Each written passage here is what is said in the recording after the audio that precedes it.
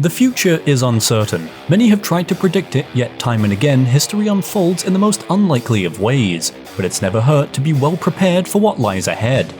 The F-22 Raptor is the most capable fighter aircraft ever built, period, and stands as America's answer to any airborne threat, present and future, posed anywhere in the world since the aircraft became operational in 2005. In almost 20 years since the Raptor entered service, the daughter of the groundbreaking F-15 Eagle and F-117 Nighthawk has scarcely proven its worth in any real measure. Born from a series of interwoven aerial combat studies and characteristically competitive Air Force politics in the late 60s and 70s, the F-22 would emerge as the winner of the Air Force's Advanced Tactical Fighter program, becoming the baseline for American fifth-generation fighters and the US's first line of defense against the projected threats in the 90s and beyond. But several fundamental changes to both the program and world politics have put the F-22 in a strange position, with the aircraft designed to dominate the skies well into the 2030s, never having scored a kill on an enemy fighter in air-to-air combat. Skunk Works' first go at a true fighter design after nearly 40 years is a marvel of engineering and military technology that time and again has been crippled by events far out of the control of those that built the first fifth-generation fighter, resulting in the all-too-common question of, do we really need the F-22? So what necessitated the Raptor coming to be? How has the Advanced Tactical Fighter program evolved, and why have less than 200 of the world's most advanced jets ever been made?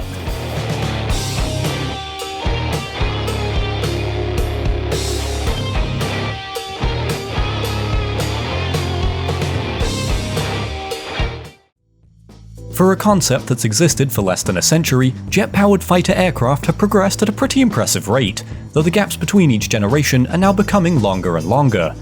The first generation burst onto the scene at the tail end of World War II, with the German Messerschmitt 262 and British Gloster Meteor taking to the skies, while the Nazis were almost done being rooted out of Europe. These aircraft later joined by the first American and Soviet jet fighters, the P-80 Shooting Star, and the MiG-15... that. Air combat experiences during the Korean War in the early 1950s, however, would cause a major rethinking of fighter design, resulting in the second generation of fighters, the Lockheed F-104 Starfighter, Russian MiG-21 Fishbed, and French Dassault Mirage 3 being the most well-known from this generation. Dramatic advances in technology over the next decade would cause another generational leap in fighter design, this time with a wide new array of weapons and multi-role capabilities being added to new fighters such as the McDonnell Douglas F-4 Phantom, MiG-23 Flogger, and the greatest plane ever made, the British Harrier. Conveniently, while the third generation of jet fighters were beginning to enter operational service, the fascinating chaos of the Vietnam War was heating up in more ways than one. And here is where the idea for the F-22 first emerged. Yes, all the way back in Vietnam. Now for the United States, all most people seem to remember about their air campaigns in the Vietnam War is the grossly ineffective bombing of North Vietnam, Cambodia, and Laos, the usual fighter mafia quip about how useless the F-4 Phantom was in a dogfight, and maybe they'll rattle off something about how every air-to-air missile the US fired missed by literally a bajillion miles. By 1969, most of the issues with America's air power were well underway toward being resolved. The new F-111, which entered service in 1967, offering much greater precision for aerial bombing. The fourth-generation fighter programs were becoming more and more real, though the tug-of-war with the so-called fighter mafia was still ongoing, and the growing pains with the use of guided air-to-air missiles were beginning to ease.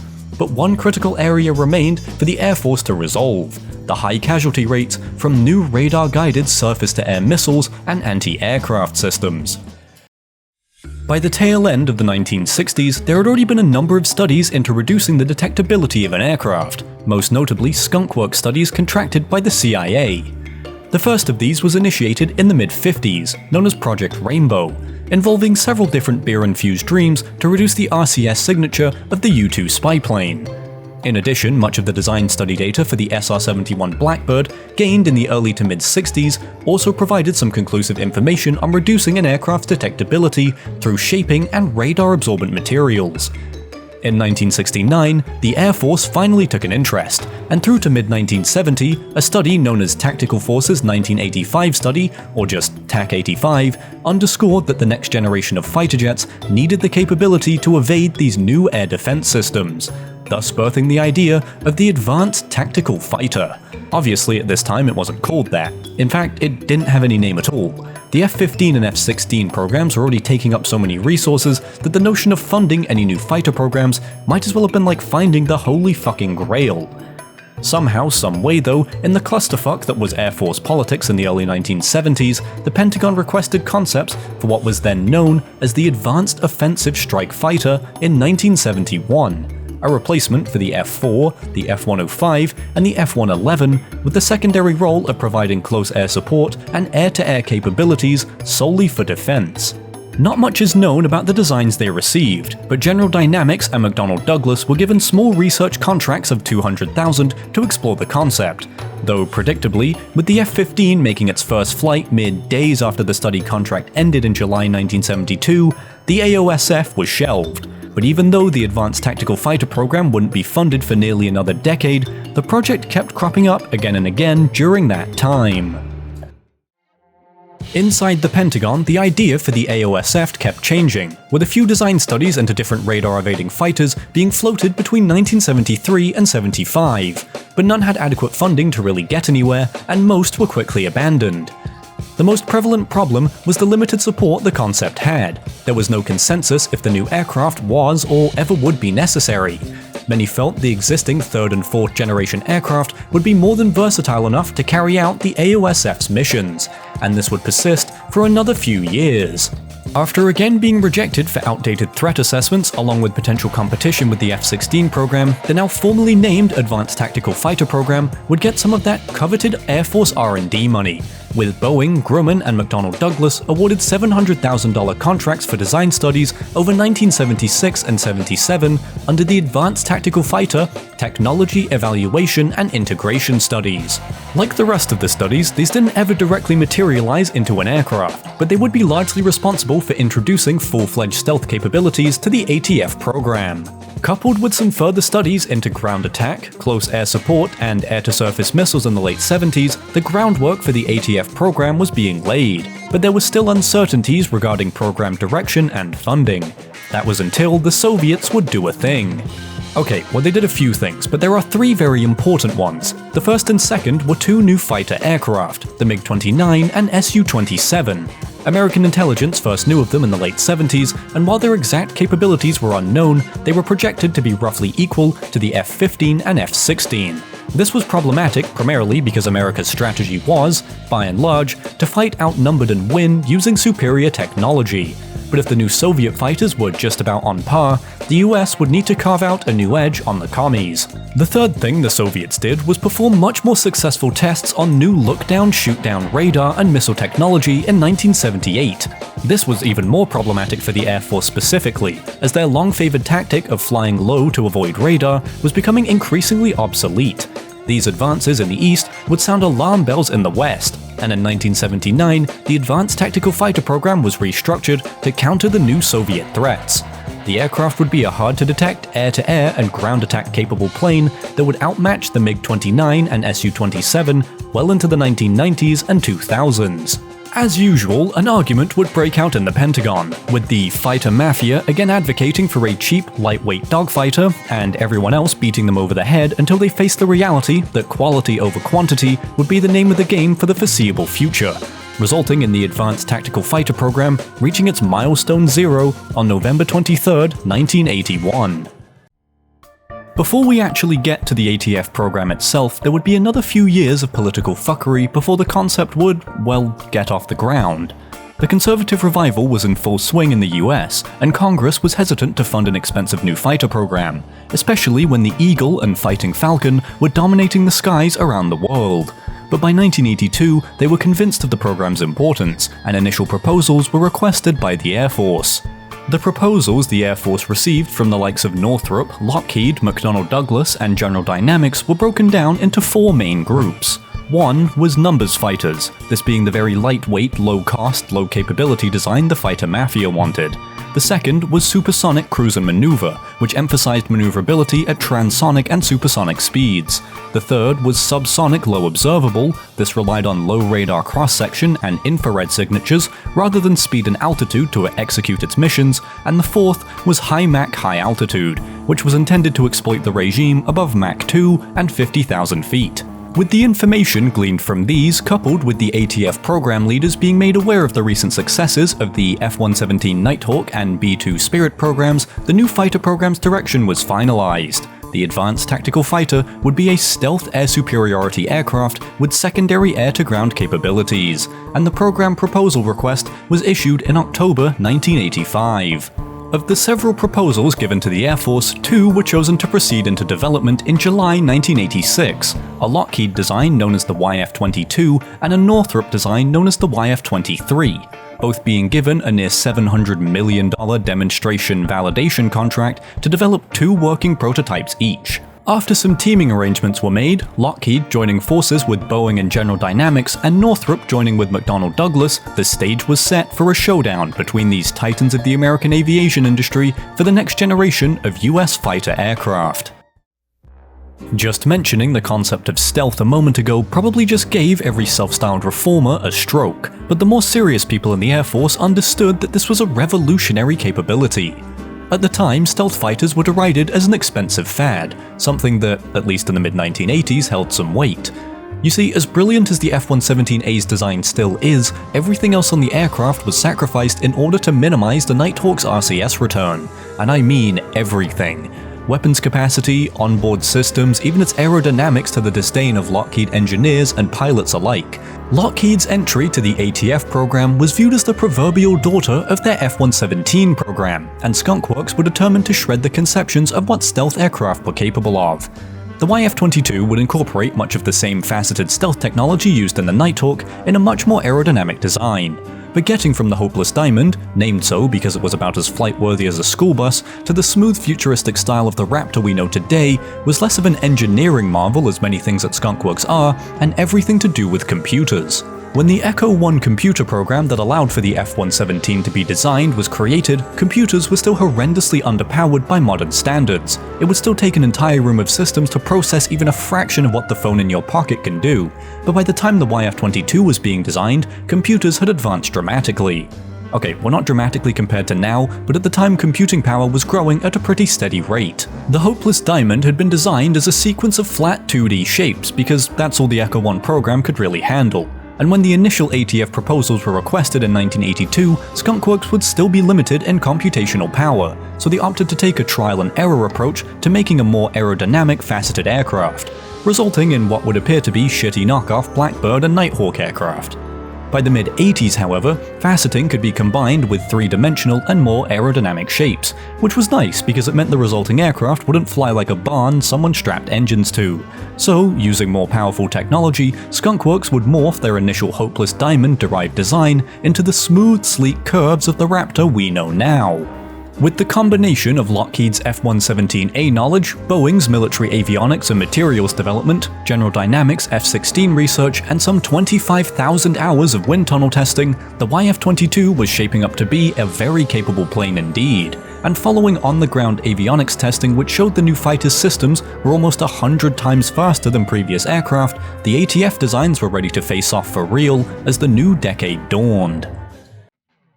In the summer of 1990, after 4 years of highly classified fighter developments, the world would get their first look at the two ATF competitors, the Northrop design powered by the still-in-development Pratt & Whitney F-119 engine taking to the skies on August 27, 1990, and the Lockheed design powered by the other potential engine, the also still-in-development General Electric F-120, taking flight just over a month later on September 29th. Interestingly, both aircraft bore nicknames rich with their own history, the Northrop design nicknamed Black Widow after their World War II-era P-61 Black Widow, and the Lockheed design originally named Lightning II, a reference to the first Skunk Works aircraft, the P-38 Lightning, and a name that would later be officially bestowed upon the F-35. Anyways, the flight test planning and execution, unlike the majority of previous Air Force programs, were the sole responsibility of the manufacturers, and thus, aside from how frequently the aircraft flew, they had free rein to choose what to demonstrate on their new fighters. Coupled with a proto-internet set up between the various teamed contractors and the Air Force to share data, testing began, with both aircraft flying twice a day, 6 days a week,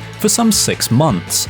For both of the differently powered Lockheed designs, their testing included extreme maneuverability demonstrations, supercruise testing, high angle of attack flight characteristic demonstrations, and live firing of short and mid-range air-to-air missiles. Lockheed would adopt a streamlined approach to this testing, using only the required resources and trying to get as much flight time out of each test, with a goal to clearly demonstrate the YF-22A's capabilities directly relatable to the goals of the ATF program. Following some small setbacks involving the landing gear, which the YF-22 program manager would blame on, and I quote, fascist software, and the seamless introduction of a new thrust vectoring system, the YF-22 test program progressed rapidly, proving it was an exceptionally maneuverable and capable aircraft. By December 28, 1990, after slightly over 90 hours of combined time in the air, YF-22 flight testing had been completed in just 91 days to a staggeringly impressive degree, even during some completely unplanned tests like landing on one engine and wet weather landings.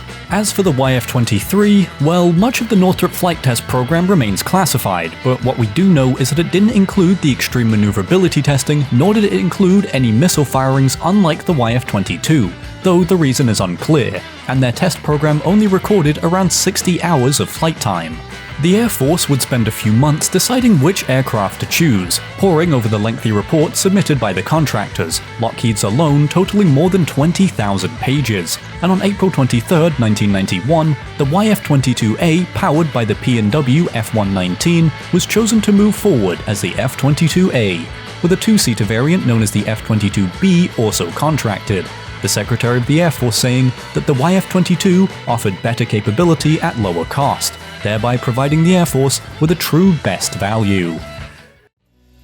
Before we continue, there's been some debate over who should have won the ATF competition, and I'll be real, it really isn't my place to say, especially that considering to my knowledge, much of the information on the YF-23 remains under wraps. However, many consider the YF-23 to be the superior design that should have been chosen. Northrop has never officially released the details of the aircraft's performance against the Lockheed design, but they are noted to have generally met both Northrop's and the Air Force's expectations, and some sources even claim that the YF-23 outperformed the YF-22 in all areas except maneuverability, having a larger weapon capacity, lighter wing loading, being more stealthy, and overall a more adaptable platform. Personally, I think the YF-22 looks cooler than the YF-23, which is about all I'm qualified to comment on here, so I'm gonna have to say that it deserved to win. As had happened frequently during the Cold War, the Soviets would do a thing just after the F-22A was formally chosen by the Air Force. Now, the Soviets were always doing a lot of things, but then one day in the late 80s, the citizens of the countries they'd been occupying since World War II, that obviously loved communism, inexplicably decided they wanted to do their own things without having to ask Daddy Gorbachev. Unlike the Chinese, the commie governments of Eastern Europe refused to fire on their own citizens any longer, and the Eastern Bloc finally faded into history with rapturous applause as the 80s became the 90s. The Soviets being the Soviets, they would one-up this by dissolving the entirety of their empire, basically telling everyone to go fuck themselves and figure it out. Now unsecured nuclear weapons be damned. This was good for the United States. With the power of capitalism and slightly less corruption, they had won the Cold War, but it was not so good for the F-22. All that political fuckery that had been going on well before the ATF program began didn't suddenly stop when the program was finally funded. In fact, almost every year, Congress and the Air Force had a new list of concerns and requirements and reasons to withdraw funding being floated. But this was a much different shakeup. As well, now there was no enemy for the fighter to fight. The Soviets were gone. What were they going to be fighting now? Some shoddily armed despot dictators and terrorists with maybe some old Soviet third-generation jets at most? The war the F-22 was meant to fight was over. It may have been the perfect plane to fight the war for Europe in the 90s, but now the Soviet Union was gone, and the Russians would never again attack Europe. The F-22 was a plane without a purpose, and predictably, this caused an argument. Those in favor of the F-22 stressed the increase in power and capability the fifth generation of fighters would offer, touting its multi-role capabilities, being able to perform close air support and air-to-surface missions, as well as air-to-air. But the calls from the many who wanted to slash the military's budget were louder. and the plane designed for a war that wouldn't happen, that hadn't even entered service yet, was the obvious first choice to get the axe.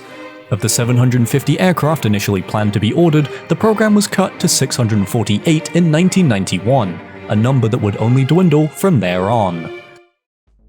Following the massive blow to the F-22 program with the collapse of the Soviet Union, the story of the fifth-generation fighter proceeds along two very distinct lines. The first is with the aircraft itself, spending over a decade in testing and achieving some truly impressive feats, and the other is with the US government, where Congress would spend that same time finding any reason to cut funding from the increasingly expensive fighter. Starting with the aircraft itself, it would get off to a bold start, with YF-22s flying in simulated battles against F-15Cs in 1991, where it reportedly was so dominant that it was equated to being as powerful as 10 of the fighters it was to succeed. The next few years saw the YF-22 design gradually improved, with the new AIM-9X and GBU-32 armaments being accommodated for in the aircraft, improved avionics software added, stealth characteristics improved with more powerful computers, along with copious improvements to flight characteristics after another near 20,000 hours of wind tunnel testing, with the resulting EMD version of the F-22 unveiled on April 9, 1997 as the F-22A Raptor, with Raptor 01 itself bearing the name Spirit of America. For the next 8 years, as production F-22s began to be fabricated, the newly named Raptor would embark on some 3,500 test flights, clocking over 7,500 hours in the sky, and despite several software and canopy issues that would seriously hinder the program, the F-22A, renamed FA-22A in 2002, completed its EMD phase and entered service in late 2005 as a highly maneuverable, highly capable, and hard-to-detect fighter to dominate in air superiority for the foreseeable future. In fact, so advanced was this fighter that it won the 2006 Collier Award for the contractors that built it. Meanwhile, intentionally or not, the US government was doing everything it could to cripple the program. First, the costly naval version of the ATF program was abandoned almost immediately in 1992 after some $1.2 billion was spent on developing what was known as the F-22C, though the idea of restarting it was floated in the late 90s. Then, as the EMD program progressed, any whiff of a problem would prompt Congress to withhold funding or cut the number of aircraft they would purchase. A cut from 648 to 442 in 1994, then to 339 in 1997, along with cutting the F-22B entirely, then to less than 300 by 2004, then to no more than 190 by the time the fighter entered service in December 2005. All the while, F-22 program costs, especially for manpower and the seemingly never-ending list of fixes needed for the avionics systems, continued to rise. And though this is usually where the US would look abroad for potential markets to reduce the hole in their wallet, Congress voted in 1998 to ban any and all export of the F-22 to protect the new aircraft's technological advantage, a ban that persists to this day. So by the time the Raptor finally entered service, despite being considered an unreserved success by those that flew it, many dramatic improvements being made according to the Department of Defense, and the name rightfully changed back to just F-22 in 2005, less than half of the 400 fighters the Air Force maintains that it needs were approved to be built. But even with such a deficit in numbers, it was time for the Raptor to begin its mission. In spite of all setbacks and funding cuts, the F-22 was deployed for its first operational missions in 2006 to Alaska, where it participated in training exercises with other US aircraft, reportedly scoring a devastating 108-0 kill ratio against fourth-generation fighters. And here, the Raptor would also embark on its first real operation, when F-22s intercepted and monitored a Russian patrol of 2 Tu-95 MS bombers in November 2007. From here, the F-22 would be deployed to American air bases internationally, first to Japan in 2007, where it would be involved in joint training exercises with American allies in Asia, then to the UAE and the Middle East in 2009, where Raptors are still rotated through to this day, much to the disdain of Iran, but they can take their theocracy and go fuck themselves. But then, just after F-22 production was ended in 2010, the aircraft would be grounded from May to September of the next year due to a pilot vest oxygen valve problem that was causing hypoxia in pilots and had resulted in a fatal crash, though by 2014 this issue was fully resolved. Since then, the Raptor has still been limited in its use, scaring off an Iranian F-4 Phantom trying to intercept an MQ-1 drone and then escorting it to safety in 2013. assisting in air-to-ground strikes in Syria since 2014 as part of Operation Inherent Resolve, and being a part of operations to destroy Taliban opium fields in Afghanistan in November 2017. Then finally, in 2023, nearly 18 years after it entered service, the F-22A would score its first air-to-air kill when it shot down that Chinese spy balloon everyone lost their minds over. Hey, that's the second video in a row that damn balloon's made an appearance in.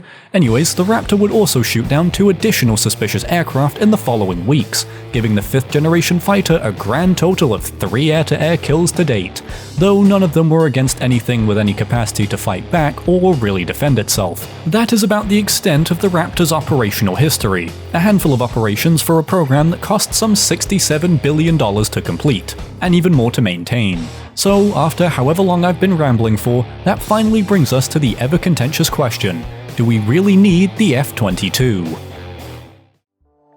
In answer to the question, do we really need the F-22, comes another question. Do we really want our combat pilots putting their lives on the line in a fighter now more than 22 years old? This was posed by aerospace legend Ben Rich back in 1994, and well, he's definitely got a point.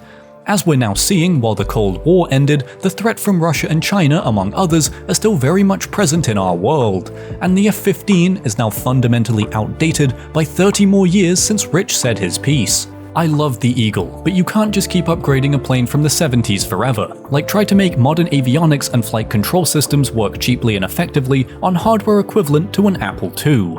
America's enemies have been slowly catching up in their aerial capabilities, the exact thing the F-22 was designed to remain competitive against, and is it worth potentially giving the lead over to Russia or China to save some money in an era where these nations have been incredibly aggressive? The F-22 program is expensive, yes, but if Congress would allow Lockheed Martin to sell the aircraft to foreign buyers, the cost of both restarting production and of each aircraft could be significantly reduced.